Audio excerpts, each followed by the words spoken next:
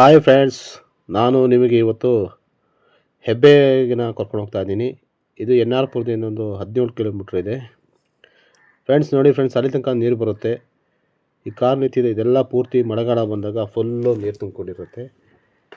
ಇದು ನೋಡಿ ಭದ್ರಾ ಹೊಳೆ. ಇದು ನೋಡೆಲ್ಲ ಮೀನು ಹಿಡಿಯೋಕ್ಕೆ ಅಂತ ಬಲೆ ಎಲೆ ಹಾಕ್ಕೊಂಡಿದ್ದಾರೆ.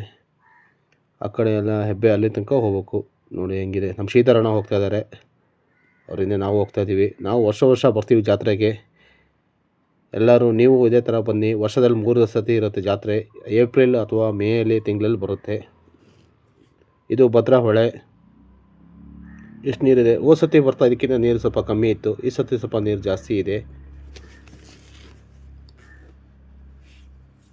ನೀವು ಇದೇ ಥರ ಬನ್ನಿ. ಬೋಟ್ ಬರ್ತಾ ಇದೆ, ಕಾಯ್ತಾ ಇದ್ದೀವಿ. ಫಾರೆಸ್ಟ್ನವ್ರು ಬೋಟ್ ಬಿಟ್ಟಿದ್ದಾರೆ. ಈ ಸತಿ 2 ಬಿಟ್ಟಿದ್ದಾರೆ. ಹೋದ ಸತಿ ದೊಡ್ಡದು ಒಂದೇ ಬಿಡ್ತಾಯಿದ್ರು, ಈ ಸತಿ 2 ಬಿಟ್ಟಿದ್ದಾರೆ. ಜನ ಈ ಕಡೆಯಿಂದ ಆ ಕಡೆ ಹೋಗ್ಬೇಕು, ಮತ್ತು ಅಲ್ಲಿಂದ 1 ಕಿಲೋಮೀಟ್ರ್ ನಡಿಬೇಕಾಗತ್ತೆ.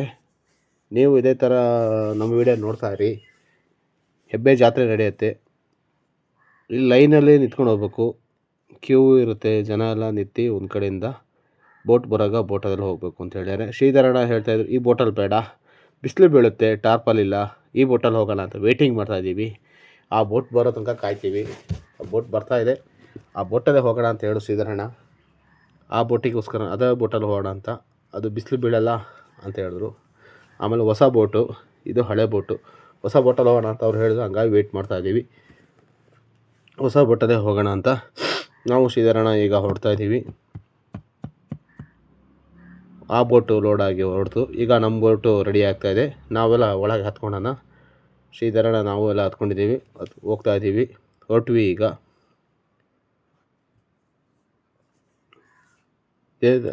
ಇದೇ ಥರ ನಮ್ಮ ವಿಡಿಯೋ ನೋಡ್ತಾ ಇರಿ.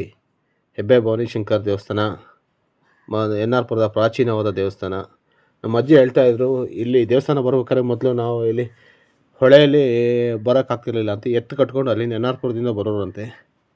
ಎತ್ತಿನ ಗಾಡಿಯಲ್ಲಿ ಬಂದು ಇಲ್ಲಿ ತೆಪ್ಪದಲ್ಲಿ ದಾಟೋರು. ಈಗೆಲ್ಲ ಬೋಟ್ ಮಾಡಿದ್ಮೇಲೆ ಬೋಟಲ್ಲಿ ದಾಟ್ತಾಯಿದ್ವಿ. 1-2 ಸತಿ ನಾವು ಬಂದಾಗ ಬರೀ ತೆಪ್ಪದಲ್ಲಿ ದಾಟಿದ್ವಿ. ತೆಪ್ಪದಲ್ಲಿ ದಾಟಬೇಕು, ಸ್ವಲ್ಪ ಡೇಂಜರೇ. ಸಿಕ್ಕಾಪಟ್ಟೆ ತಿರುಗ್ತಾ ಇರತ್ತೆ. ಗೊತ್ತಿರೋನು ಮಾತ್ರ ಅದ್ರ ಮೇಲೆ ಬರಬೇಕು, ಇಲ್ಲ ಅಂದರೆ ಸುಮ್ಮನೆ ಸುತ್ತೋಡಿಸ್ತಾನೆ ಇರ್ತಾನೆ. ಅಂತೂ ಫ್ರೆಂಡ್ಸ್, ನಾವೀಗ ಈ ದಡ ಬಂದು ಮುಟ್ತಾಯಿದ್ದೀವಿ. ಇನ್ನೊಂದು 5 ನಿಮಿಷ ದಡನೇ ಹತ್ರ ಬರ್ತಾಯಿದ್ದೀವಿ. ಇದೆಲ್ಲ ವೈಲ್ಡ್ ಲೈಫ್ನವ್ರದ್ದು, ಭದ್ರಾ ವೈಲ್ಡ್ ಲೈಫ್ನವ್ರದ್ದು ಇದು. ಬನ್ನಿ ಫ್ರೆಂಡ್ಸ್, ಈಗ ನಡ್ಕೊಳ್ಳೋಣ. ಹೇಗಿದೆ ನೋಡಿ ಫ್ರೆಂಡ್ಸ್, ಇದು ವಿಶಾಲವಾಗಿದೆ ನೋಡಿ. ಅಲ್ಲಿ ತನಕ ನೀರು, ಆ ಗುಡ್ಡದಿಂದ ಈ ಗುಡ್ಡ ತನಕನೂ ಫುಲ್ಲು ನೀರು ನಿಲ್ಲುತ್ತೆ. ಆ ಕಡೆ ಏನಾದ್ರು ಆನೆ ಕಂಡ್ರೆ ನೋಡಿ. ಆನೇನಿಲ್ಲ, ಇಷ್ಟೊತ್ತಿಗೆ ಯಾವ ಆನೆನೂ ಬರೋಲ್ಲ, ಬಿಸಿಲಾಗಿದೆ. ಬಿಸಿಲು ಸಿಕ್ಕಾಪಟ್ಟೆ ಬರ್ತಾಯಿದೆ. ಜೀಪ್ ಓಡಾಡಿ ಒಂಥರ ಒಳ್ಳೆ ರಸ್ತೆ ಆಗಿದೆ.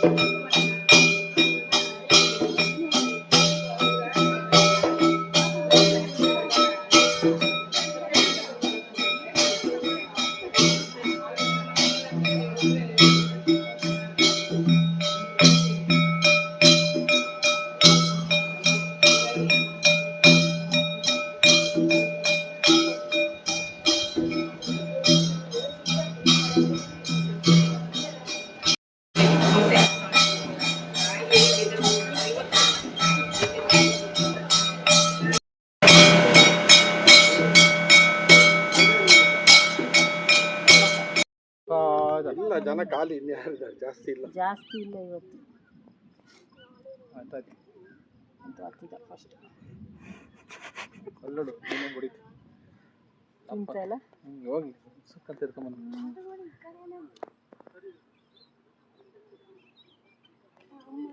ನೋಡಿ ಹೋಯ್ತು. ಹಿಂಗೆ ಹೊಡೆದು ಹಂಗೆ ಎತ್ಕೊಂಡ್ ಮೇಲೆ ಬರುತ್ತೆ ಅಕ್ಕಿ. ಅದೇ ಗೊತ್ತಾಯ್ತು, ಅದು ಬಾಯಲ್ಲಿ ಹಿಡ್ಕೊಂಡಿರುತ್ತೆ, ಬಾಯಲ್ಲಿ ಹಿಡ್ಕೊಂಡ್ ಬರುತ್ತೆ, ಮೇಲೆ ಹಿಂಗೆ ತಿರ್ತಾ ಇರತ್ತೆ. ಎಲ್ಲಿ ಅಂತ ನೋಡಿ ಅಲ್ಲಿಗೆ ಹೋಗಿ ಹೊಡೆದು ಎತ್ಕೊಂಬರುತ್ತೆ. ಕಣ್ಣು ಅಷ್ಟು ಶಾರ್ಪ್. ಮತ್ತೊಂದು ಇವ್ರು ಬಲೆ ಹಾಕಿರ್ತಾರಲ್ಲ ಅದ್ರದ್ದು ತಗೊಂಡು ಅದು ಸಿಗಾಕೊಂಡ್ರೆ ಅದು ಸಿಗಾಕೊಂಡ್ರೆ ಸರಿ ಅದು ಬರುತ್ತೆ.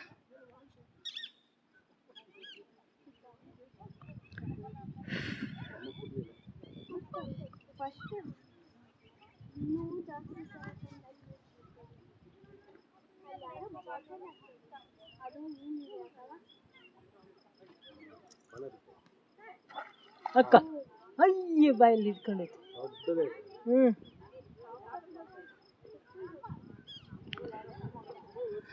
ಅದ ಹೆಂಗ್ ತಿನ್ನುತ್ತ ಹಂಗೆ ಬಾಯಲ್ಲಿ ಇಟ್ಕೊಂಡು ನಂಗುತ್ತೆ ಬಾಯಿ ಒಳಗೆ, ಬಾಯಿ ತೆಗ್ದು ಹಾಕೊಳತ್. ಇಲ್ಲ ನೋಡು ಮತ್ ಬಂತು, ಸಿಕ್ತು ನೋಡ್ರಿ ಸಣ್ಣದು.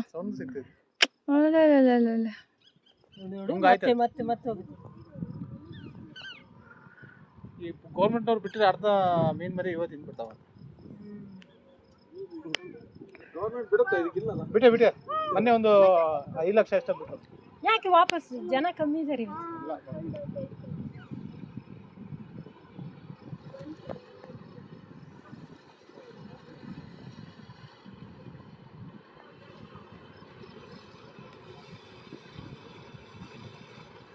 ಇದೇ ಆಹಾರ ನಾವು ಮೀನು. ಅಷ್ಟೇ. ಹೆಂಗ್ ಇಲ್ಲೇ ಸುತ್ತರಿತದೆ. ಬಿಟ್ರೆ ಗೋಜುಮಟ್ಟೆ.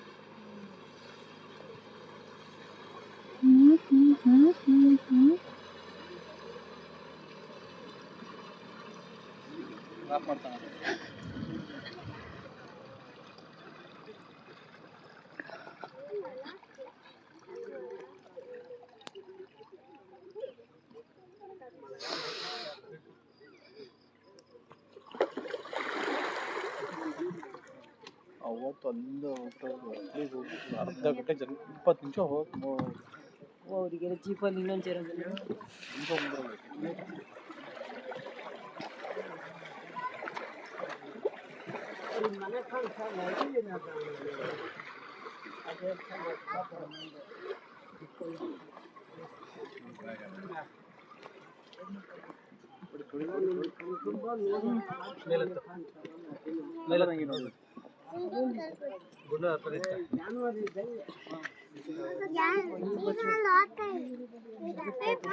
ಕಾಲ್ ಮಂಡಿ ಬೇರೆ ಕೆರ್ಕೊಂಡು ಗಾಯ ಮಾಡ್ಕೊಂಡು